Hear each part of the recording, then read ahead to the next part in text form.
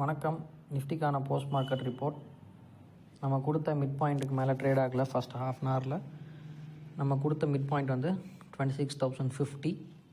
அதுக்கு கீழே தான் ட்ரேட் ஆனது. 26,050லேருந்து நம்ம டவுன் சைட் கொடுத்த லீஸ்ட் சப்போர்ட், அதாவது நம்மளோட புட் சைட் நம்மளோட டார்கெட்டு க்ளீனாக ஹிட்டு. வழக்கம் போல் மந்த்லி எக்ஸ்பைரிக்கான வாலட்டிலிட்டி இருந்தது.